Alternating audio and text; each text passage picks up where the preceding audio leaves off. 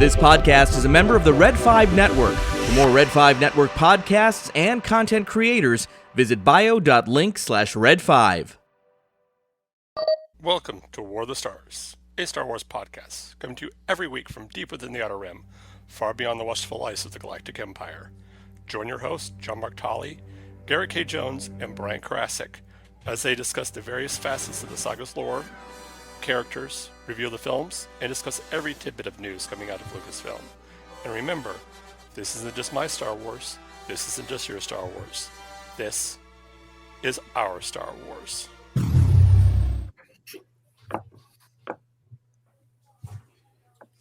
Indeed, once again, our Star Wars. My name is John Mark Tolley, joined as always by my now two amazing co-hosts, Brian Karasik, back with us once again, and Garrett K. Jones. Yes. And I hope you guys had a good holiday season, a good Easter, Passover. What other holidays are around this time here? I'm not sure. Feast of Maximum Occupancy. Okay. Church of the Independent Suspension.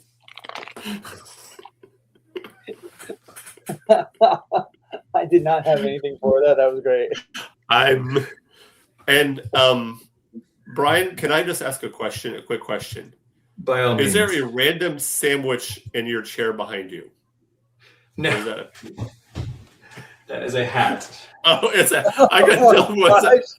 I thought that was a sandwich too. I was like, Oh my god! Oh, that's so good. I'm like looking at it like. This, by the way, is the most esoteric part of my Star Wars collection because this is a chair from the 70s, which was my Death Star when I was a kid. I got in a lot of trouble for filling this thing with my Star Wars figures, and every time my dad sat in, he got jabbed with a little plastic gun.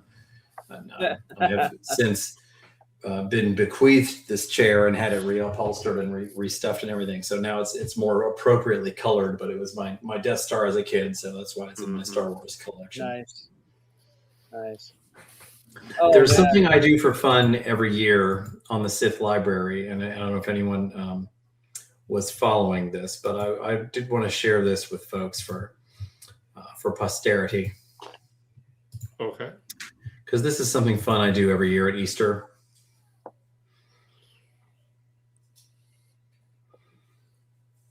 Now I realize this doesn't paint me in the best light, but I love when people share this sort of a thing, like to guilt you into boosting their content. Mm-hmm. So I post this every year at Easter, and often it is reported. but I have a really good time with this one, and the numbers are wrong. It usually gets shared quite a lot, but I did want to. I'm really proud of this because one of the comments was this, which is also my meme. So I'm pretty pleased with that. That's a special kind of winning when somebody responds to your meme with your meme. So I like that one a lot. Yes. I was inspired by, I'm sure you've seen the joke where somebody, I don't know if it is accurate or not, but somebody has a sort of Jesus-y looking picture of Obi-Wan, and they're like, I just replaced this on my grandmother's mantle. Like, well, technically Maul did return from the dead because like when he died in episode 1, we didn't know he wasn't dead for 8 years or so until he came back. And then by that point, it may as well have been a resurrection. Yeah, my ex-wife's family has a picture of Jesus. Now, keep in mind they're LDS, but this particular portrait bears a striking resemblance to one Harrison Ford. And I always, every time I walk by it, when we were still married, if I would walk by it, I'm like, Hail Han Solo, him of the bearded stature. Well, we've made these jokes before. Whenever someone says, may the force be with you, there is always a portion of me that wants to say, and also with you. And also with you. I do it. Yeah. They actually did. I think it was the Mandalorian. They did that. Oh, did they? Someone I said, missed that one. I can't remember what episode. I think it was. I can't remember season 1 or season 2. But someone says, "May the Force be with you," and someone responds with, "And also with you." Huh. I think ever since Yoda 2, it's actually "and with your spirit." Yes. That's a deep cut for my Catholic friends out there. Anyway, moving on. Yes. So welcome everybody. We are we're actually not going to be talking about Sith stuff today, although I'm sure Brian will try to find some way of finagling that in the conversation. Oh, I will. We're actually going to be talking about the lore of the Ewoks, those cute, cuddly, fuzzy little teddy bears from Return of the Jedi. And if you have a certain... mean what? What you mean? Those scary cannibalistic Savages? little monsters. Cannibalistic though? Well, okay, maybe not cannibalistic in the sense that they eat human flesh. Well, that would make believe- it cannibalistic because they're not eating each other. I think you'll find cannibals are animals which eat their own species, which is True. it's in the air. True. I'll give you predatory, Yeah, carnivore, predatory. Yeah. carnivorous. Manies. Although based on their teeth, I would think that they're more omnivorous. Omnivorous, yeah. Even Yeah. before we see the stormtrooper helmets, the dress they gave Princess Leia fit. They didn't make that for her. That was not an Ewok dress. Somebody had that dress before she did. Yes. And she Let's never not look- questions. Nope. And did you watch the Forces of Destiny, the cartoon series, little shorts? Mhm. I have not. Yeah. In that they show that scene where she gets the dress and she's like, "Hey, great dress. Does it come with a spear?" Like first thing she does is like, "Where's a weapon?" I like that. Yeah, I didn't have. Did you? Okay, so before we jump into any of the lore, did any of you guys have any of the Ewok figurines? Almost all of them. I did not. I had. I don't My, remember his name. But my I had cousin the gray did. Oh, your cousin did. I had the Yeah. gray and striped Ewok with the pig hat, and I don't I remember. think it's low grade. Yeah, I think you're right on that. But yeah, I had him, and I remember you could remove the hat, and it would fit really nicely and snugly, and yeah. Is it low grade? Yes, that is low grade. The Ewok Medicine Man. Oh wait, no, the pig hat was Tebow. Tebow. Yeah. Okay. I wonder if that's his rap name or his real name. See, they call me Tebow in these streets. In these trees. That's his club name. They can't get him to stop. So here's the topic at hand that I wanted to bring up. One of the things I wanted to address with this, because I mean we get a little bit of lore between Return of the Jedi and the two Ewok adventure movies that were made straight for TV. But before we jump into that, I want to talk to you guys about your mindset towards the Ewoks, what your take on it was, because like if you're of a certain age, either they land really, really well for you because they are, you were a child when you were exposed to them, or they're kind of like that obnoxious goofball type insert that Jar Jar Binks kind of was supposed to be, but may not have succeeded at being. Are you referencing the Ewok line from How I Met Your Mother, Garrett? Yes, I am. Folks, the Ewok line correlates the birth year of a person and the subsequent appreciation of Ewoks.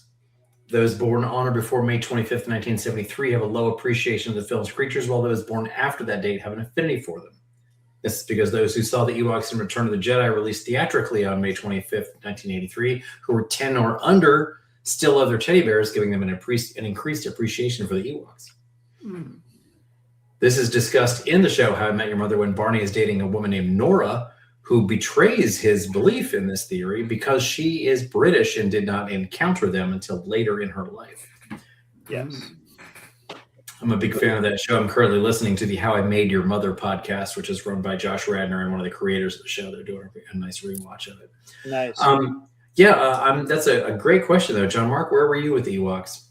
I am, honestly, I'm the weird one. I'm just kind of like, they're there. Like, they help the plot.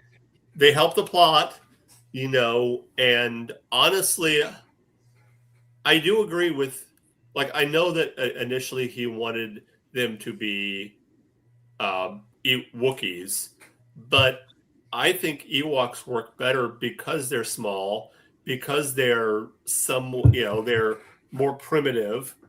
They work better for what George was trying to do, is having this sort of primitive culture that can defeat the Empire in this battle. I think they work better for that. The fact that they're small, the fact that they're primitive, they're phonetically delicious.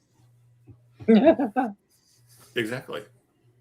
But yeah, they're like, I never had a problem to them. I'm not necessarily someone that's like, yay, Ewoks, but I'm just they're cool. If the Empire had 20 years and unlimited resources, I think we could have replaced the Ewok regime with the Ewok regime.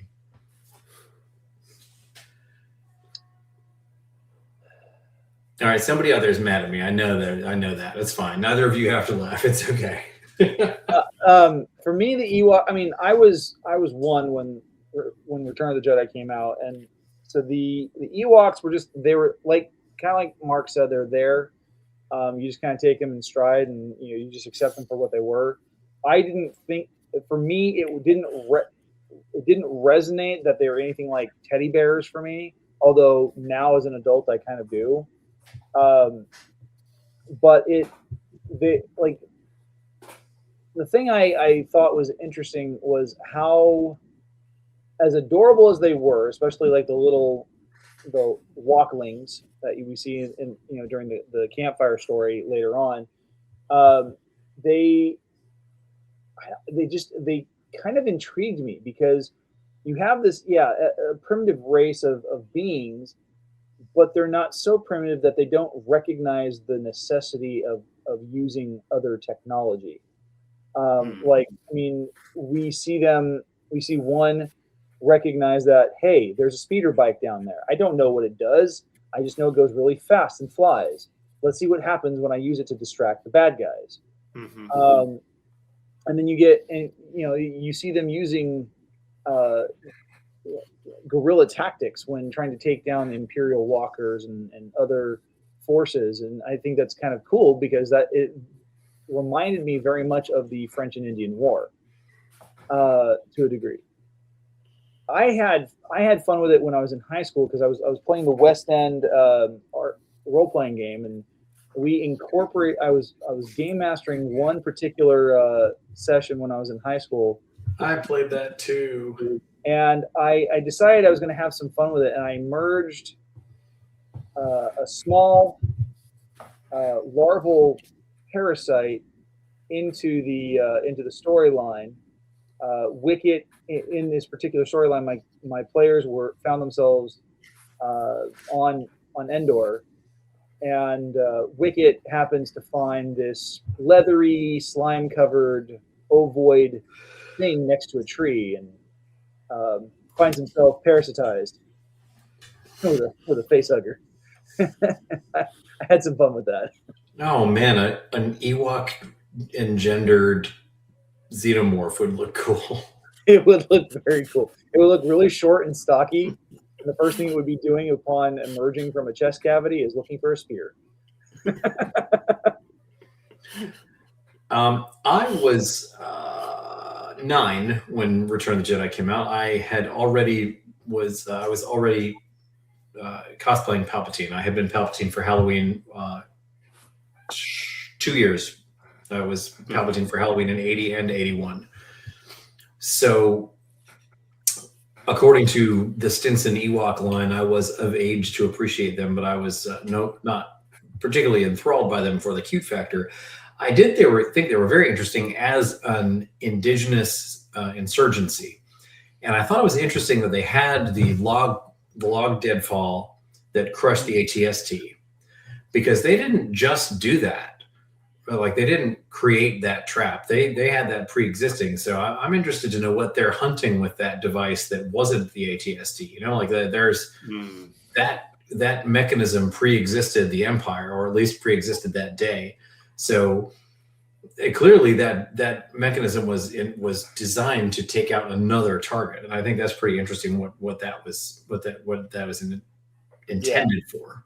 Yeah. But yeah, I love, there's a short story and a really good meme of like what it was like for the stormtroopers who are used to, laser gun battles, and they're not used to these little savage monsters tearing them apart. And they just, you can tell they just didn't know what to do with them. It was an interesting tactical story to me. Yeah, I thought they were cool. I didn't have anything against them. I wasn't like, oh, they're too cutesy. I thought they were fine, and I did have almost every figure. I could never get a Paplu, or there was one little, the cutest one. I never could get my hands on that one, but I had those guys, and I had the glider, and I had the tree, the tree. So yeah, what I thought was, I'm into the Ewoks, but I was definitely not enchanted by them. They were a fun part of the storyline, but I had already. No, I didn't have it yet, but in fact, I'm certain that some of the Ewok figures I had contributed UPC symbols to mail in for my Palpatine figure. So I was already on a path to my destiny. yes. So one of the things I thought was interesting was the way that they were incorporated in the mid '80s in the Ewok solo projects. I mean, we had three different projects in the '80s. We had the Ewoks cartoon series on ABC, and then we also had the two Ewok adventure films. And then, in my mind, and now I want to make a figure of it, but in my mind, I conflate the Ewoks cartoon with the Gummy Bears cartoon. Dude, Gummy Bears was epic. I'm trying because I can't remember the names of the appearance, what those films were called.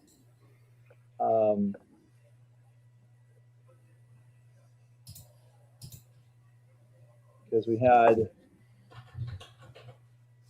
the Ewoks are mentioned in Star Wars: The Clone Wars in an episode called "Missing in Action." Let's see here. They do appear in Star Wars Battlefront on Endor, which, if you've ever played the 2015 Star Wars Battlefront, like when they place you on Endor, it's in the middle of the night and it's raining. And the only thing I can think of is from this meme that I've seen on the internet, where it's all fun and games where you're hanging out with your stormtrooper buddies until the trees start speaking teddy bear. Just like, holy crap! Like, I mean, like I want to see those stories of the stormtroopers just marching through the woods, and all of a sudden, like one or two of them are getting picked off out of nowhere. You gotta imagine. Ewoks are, they're adept hunters, especially in their own backyard. They probably didn't leave a whole lot of sound or trails behind them. No. So I can only imagine how dangerous and deadly they are. Oh yeah. Well, I mean, I know that's always the joke of like, oh, how could a, these tiny teddy bears take down a, this technologically advanced military, but you could say the same thing about the Viet Cong in Vietnam. Well, yeah, and that's the thing. They would appear, they'd take somebody out, and then they'd hide in like a foxhole or something that's been covered over with leaves, and you wouldn't even know where they went. Well, and there's I can't remember the movie, and I'm paraphrasing it, but there was a movie that was kind of Vietnam era movie. And there's a scene where these guys are talking and they're watching the news, and one of them says, "It's like, how are we getting defeated by an enemy that's willing to throw spears and bows and arrows at a helicopter?" And the other guy says, how do you stop? How do you defeat an enemy that's willing to shoot bows and arrows at a helicopter? And you can say the same thing. Like, yeah, like they're willing to throw spears at ATSTs. Yep. How do you defeat somebody that's willing to do that, to go to that level to defeat you? Well, and then jumping back, I mean, the same thing applies to if you look back at Aliens. I mean, that same sentiment. I mean, Aliens is just it was a stand-in for a Vietnam War, only set in space. Instead of the indigenous of being humans, they're scary monsters from beyond time and space. Okay, But I didn't see that. Really?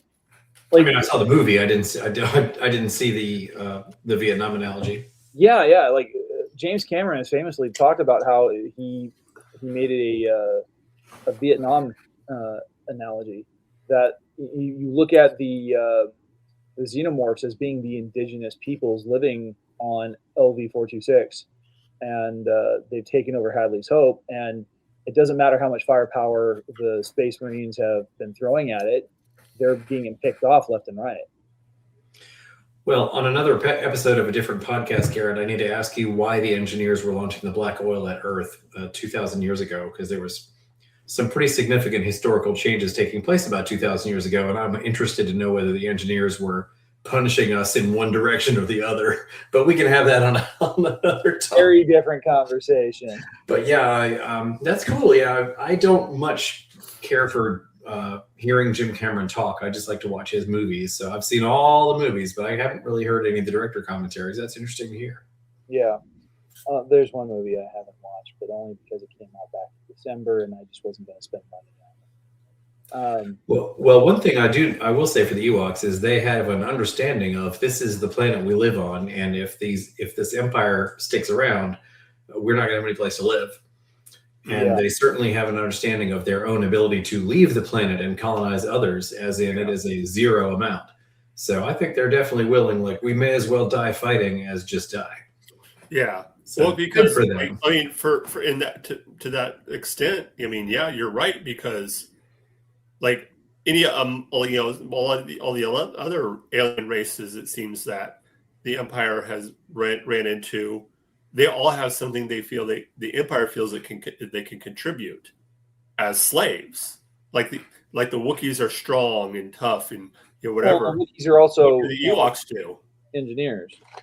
Wookiees or Ewoks are nothing more than pelts. I mean, they're pure raw material. There's nothing. They're not trainable. They're not strong enough to do much. I mean, there's some pretty cool fan art of Ewok Siths out there, but I wouldn't go. I can't imagine that would. I mean, that would be really weird to see an Ewok as a Force user, especially as a Sith. Like, how is that going to work for them? Like the moment they bathe, their Sith tattoos go away. I don't know. I think they'd probably shave them down for the tattoos. A bald Ewok. I don't know. Also, when would they bathe? If they'd come out looking like the Snuggle Bear. I'm getting. Somebody did a picture of Chewbacca after a bath, and he was just like poof. Like I'm imagining if you shaved an Ewok, it would look a lot like a Shih Tzu after having been shaved down. Yeah. No, to me, have you seen the picture of the shaved Wookiee? Have you seen what? The picture of the shaved Wookiee. Yes. Oh, that's terrifying. Oh, dang it! I had almost forgotten about it. Darn it! Hold on. That's funny. That's funny. I think I really like how ferocious the Ewoks are, because there's such a great dichotomy between the intended marketability of their cuddliness with the story necessity of their ferocity. And I really do like that. And Garrett, I'm gonna piggyback on what you said about their willingness to, their understanding of technology. I don't know how to use this, but I know that it's going to be useful, and things that they do have an understanding of things that go fast doing damage, right? Any species that uses a spear has an understanding of projectiles. And if you have a hover sled style projectile, faster means hits harder. You clearly have a solid grasp of that. Yeah. I do think it's interesting, and we've discussed this before, but it's one of my favorite things to talk about in Star Wars is the split between technology. Like the Gungans are a perfect example of that. We see the Gungans in episode 1 and 2 mostly. These are people who have personal shield technology, which we do not see a lot of species have that. The handheld force shield.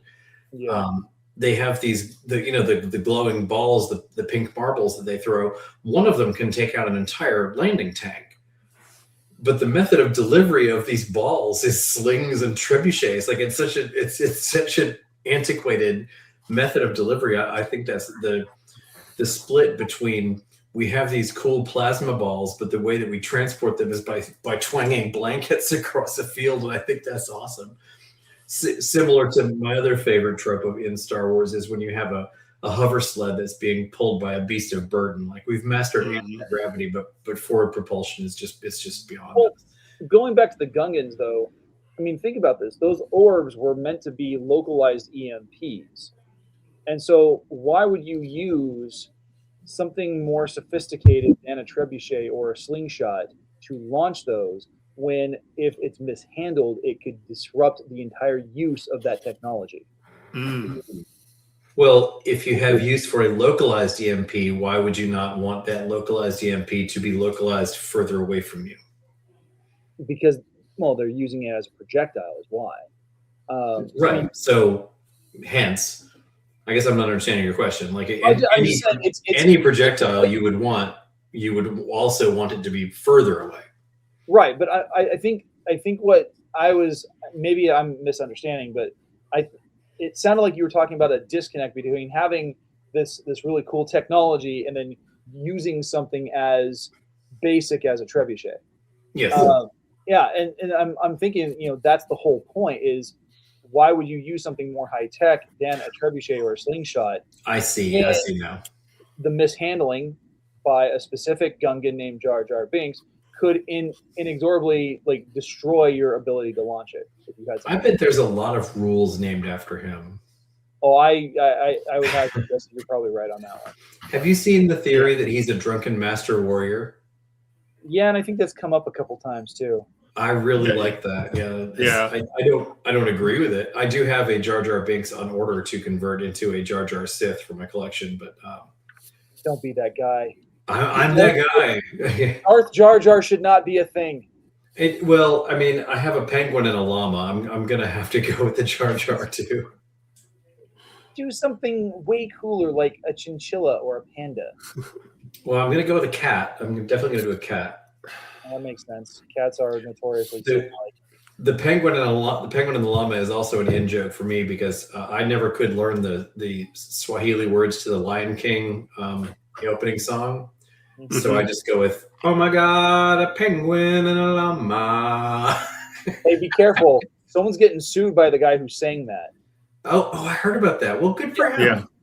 Yeah, he's been, people have been cracking jokes about that left and right and center, even on SNL. And this one Nigerian stand-up comedian is getting like blasted because it's like an ethnic thing, I guess. I don't know.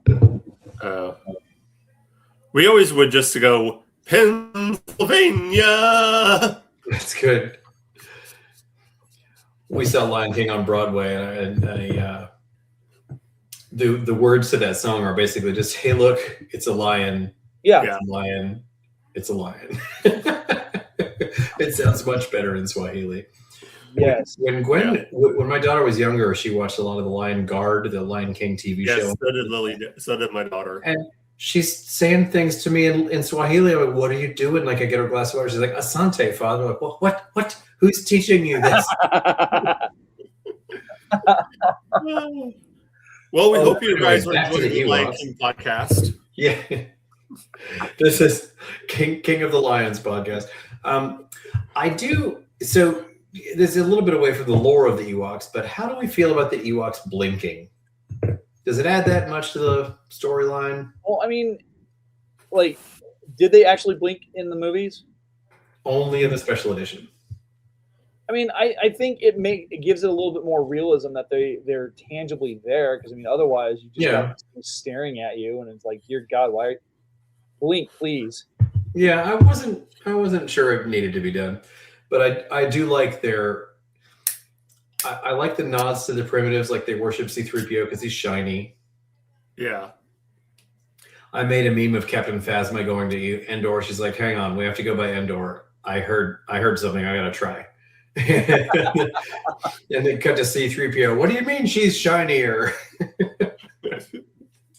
Yeah, I thought that was kind of neat. That was because like I was looking up the information on their culture from Wikipedia, and I don't know how accurate this is. I know it's based off of whatever information has been provided.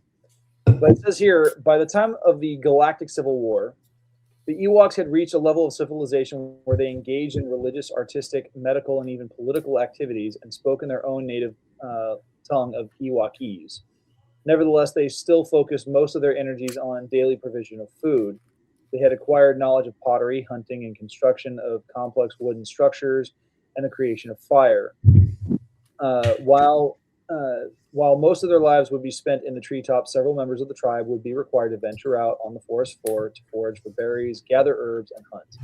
During the warm summer months, some Ewoks stayed in fishing villages or hunting and farming lodges on the forest floor. So basically, they're the Native Americans of the galaxy. Mm. And it does talk about them being a deeply spiritual people. They were. I wouldn't categorize them as people. I mean, they're definitely adorable, but not people. And it's like my cat thinking he's people. They worship a god named Ruxpin. Right. They revered the surrounding giant trees and believed themselves to be descendants of the Great Tree, a sacred tree in the forest. Oh, so this is where James Cameron got it. Lucas should sue. The legend of the Golden One told of a deity that allowed the Ewoks to live in light. The Golden One's opposite was the adversary, a deity representing darkness and death. The adversary, that was taken. Yeah. Together, the two struck a deal to share Endor equally, representing the Force's natural cycle of death and renewal. After C-3PO and his rebel allies arrived and led the Ewoks into the Battle of Endor, a legend told of the Golden One had returned to answer their prayers. The conifer trees where Ewoks lived were also fire resistant and served as a natural insect repellent. That's a random statement, but okay. So yeah, it's kind of interesting that they had this cycle of birth and death and darkness and light and all that. It would actually make a lot of sense, because if anybody saw Vader show up on Endor like he did midway through Return of the Jedi, it would make sense that they would consider him the embodiment. And at that point, though, if I was an Ewok chieftain, I'd be like, holy crap, our one best and our one worst gods are both on the planet at the same time. Holy crap, let's run. And our first best god is an idiot. Yeah, C-3PO. What a tool.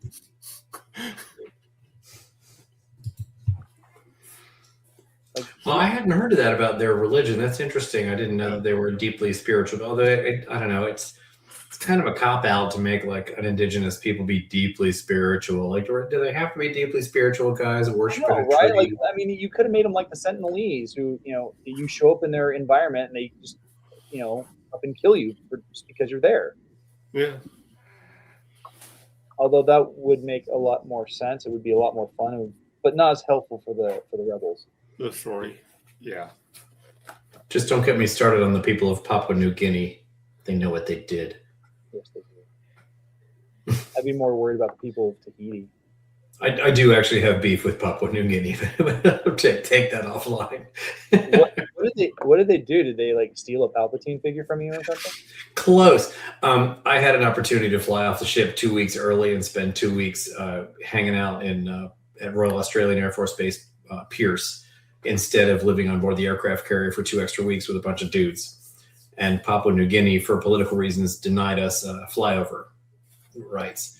And so they did not let our aircraft fly through the airspace. And so as a result, our mission was canceled. And as a result, it did not leave the ship early. And there was not another opportunity. And so instead of 2 weeks at an Australian Air Force base, I spent 2 extra weeks on an aircraft carrier. And so Papua New Guinea on the list. Perhaps not the people thereof, but I don't know who was in power then. What year was this? Would have been 97. Who was in charge? Maybe we can research that off. New Guinea. In 1997, you said? 1997.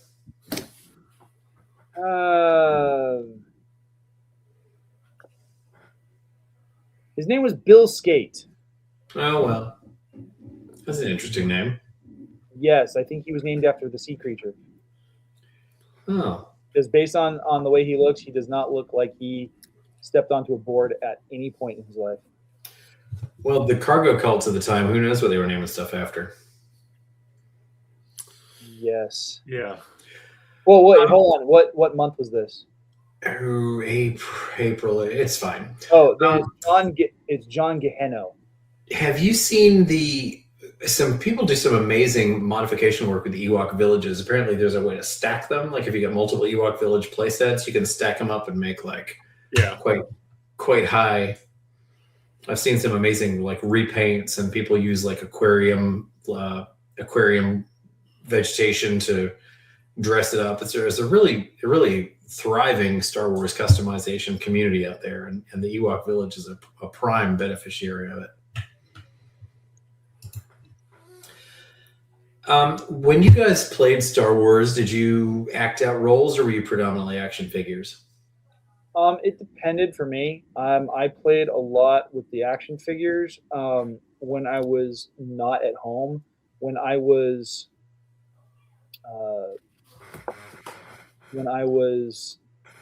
at home, I would ride around on my scooter pretending to be Luke from Empire Strikes Back. So I had this cap that had like the little thing draping on the back of my neck, and I would get my spin goggles and put them on top. Nice. And my scooter was my tauntaun. Absolutely, that's awesome. Yeah. I for reasons, I didn't have a lot of the Star Wars toys growing up. My nephew, like I said, my cousin did. My cousin was about, I'd say, 5 or 6 years older than me.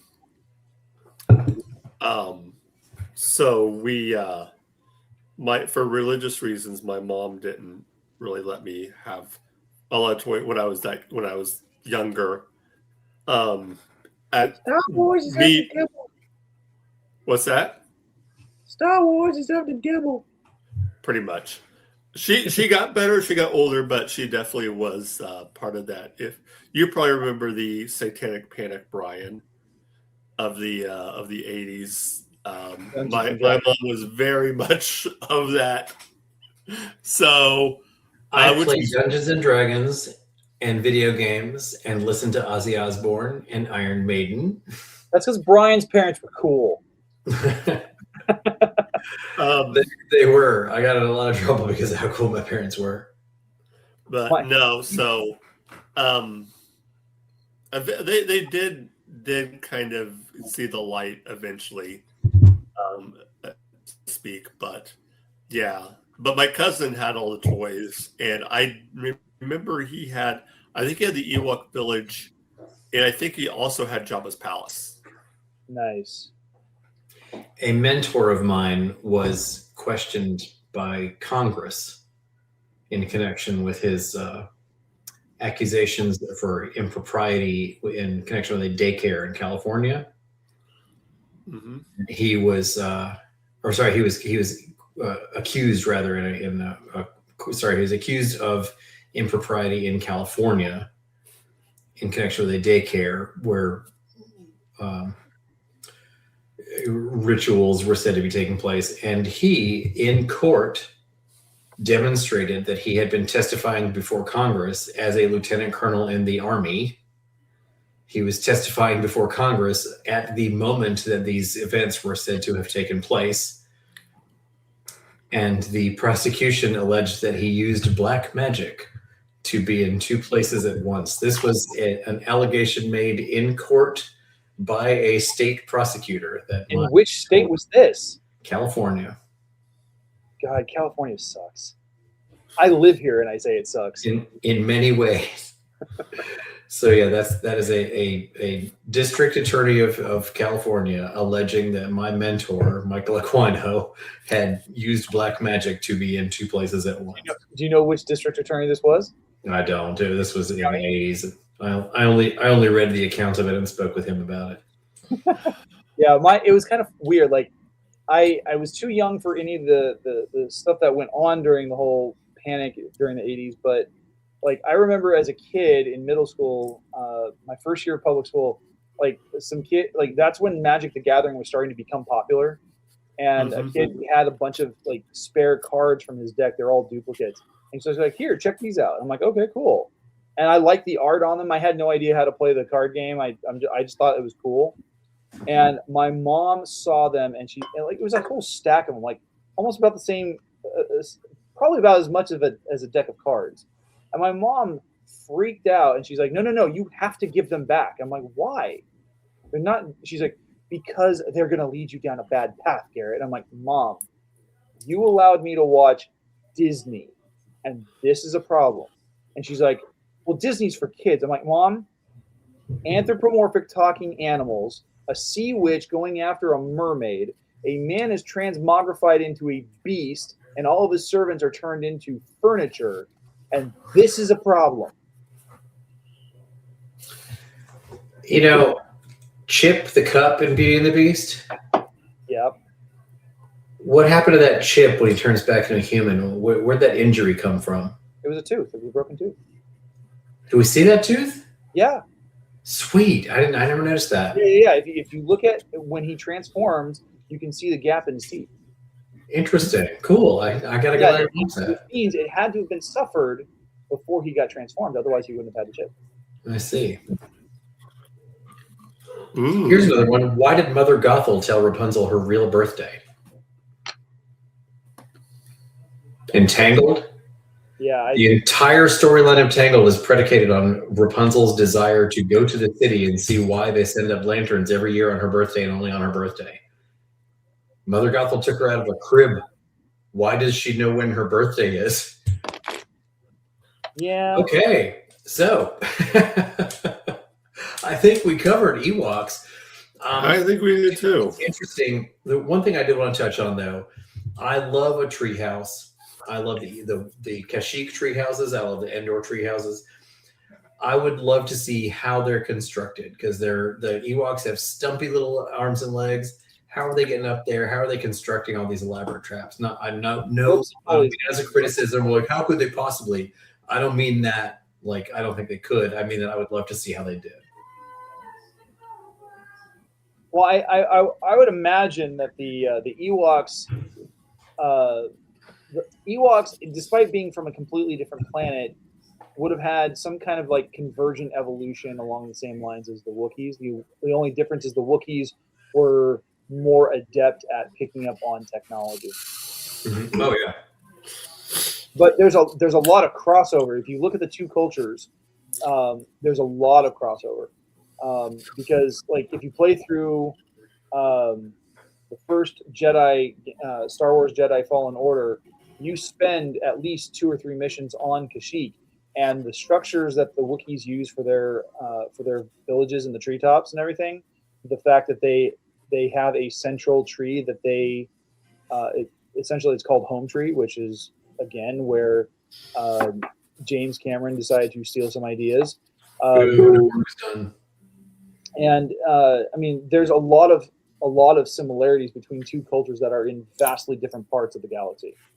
Sure. But I mean, interesting. But if you think about it, though, that also speaks to the wider scope on planet Earth alone, where you have different societies that all decide to build pyramids at different times throughout history without ever having any connection to one another. Egyptians, the Khmer Empire and even the Mayans and Aztecs to a degree. So different times in history, and they all decide to build pyramidal structures to some degree. I like the several different cultures across history have had a lizard-headed god with a handbag show up in their mythology. Have you seen that? Yeah, I've seen that. Like the same lizard-headed biped with a purse. Well, if you some of those ancient religions, I'm not a man of faith, but I will say, if someone came down from the sky and taught me how to make beer, I would get on board. Well, I mean, if you ask Graham Hancock, it's all based on Atlantean history. Well, we'll talk about it another time. But yeah, I like ancient Egypt type stuff, and Stargate really got me cooking with that. Mm-hmm. Love the show. Just remember, Eric Von Daniken was a complete con artist. Charity of the Gods is a ripoff. Oh yeah. We'll leave it at that. Anything else we want to discuss about Ewoks before we wrap things up? I can't think of anything. I will say that I think the Ewoks are better suited to their level of technology. It always makes me itchy when I see Chewie working on the Falcon. All that hair in that technology, it just bugs me. It just really, like, we see him welding and stuff, like, just pull it How does back. he not set himself on fire? I know, or like just hair in the components. Like, I mean, I have a long hair dachshund. I'm picking hair out of everything, and Right? she weighs 6 pounds. I've got a cat. Like, I had to get a cabinet for my Xbox and my audio receiver for my sound system just to prevent the cat from sleeping on the air vents. Exactly. Yeah.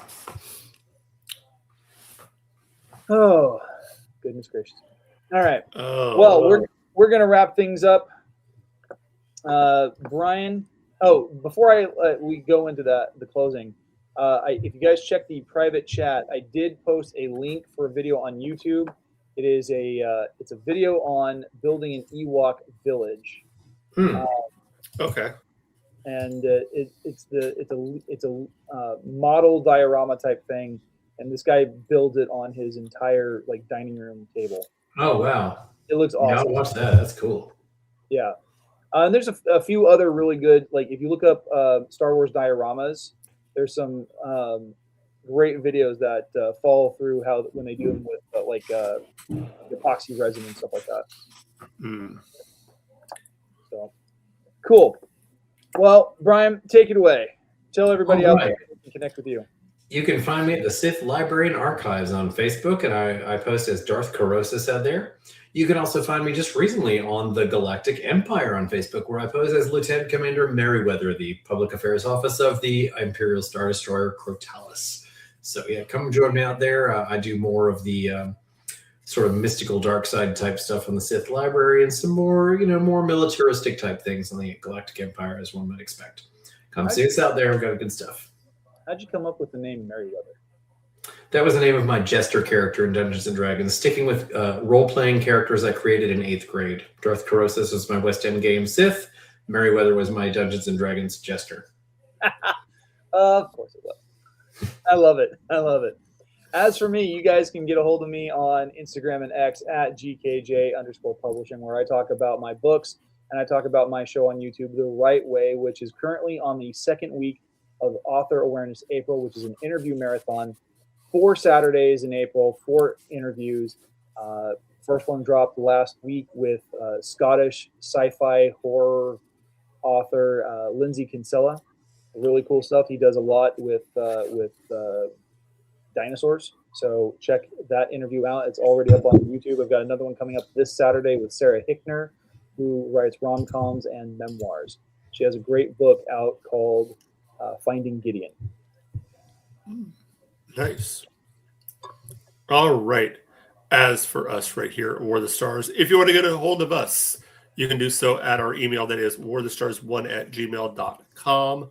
Also, check us out on all of the social media, Blue Sky, Instagram, X, and YouTube at War of the Stars 77. We also, as I mentioned last week, officially now have a brand new TikTok page. I put out recently a new TikTok talking about Star Wars versus Star Trek. So check that out. That was a lot of fun to make. Making part 2 here probably tomorrow sometime, I'm hoping. We are also a proud member of Feast of Fandoms. Oh, if you want to support the show, Ko-fi.com. Yes, Feast of Fandoms. Wow. Anyway, I'm just all over the place. Ko-fi.com/War of the Stars, or go to spreadshirt.com/shop/War of the Stars, or just search War of the Stars when you go to spreadshirt.com. You can find us there. We're a proud member of Feast of Fandoms. As Garrett mentioned, check out all the shows of Feast of Fandoms. Something for every genre, really. I mean, everything from Star Wars to Star Trek to Marvel to just geek fun anywhere. We are also a member of Red 5 Network. Check out red5network.com for more information on all the shows there. Glad to be part of Red 5. Let's see. Am I missing anything? Just coming up next week. Next week, we are continuing on with our Ewok theme. We're going to be talking about a fuzzy Wicket, specifically Wicket W. Warwick. Yes. So with that being said, remember, this is not just my Star Wars. This is not just your Star Wars. This is our Star Wars. Until next week, may the Force be with you.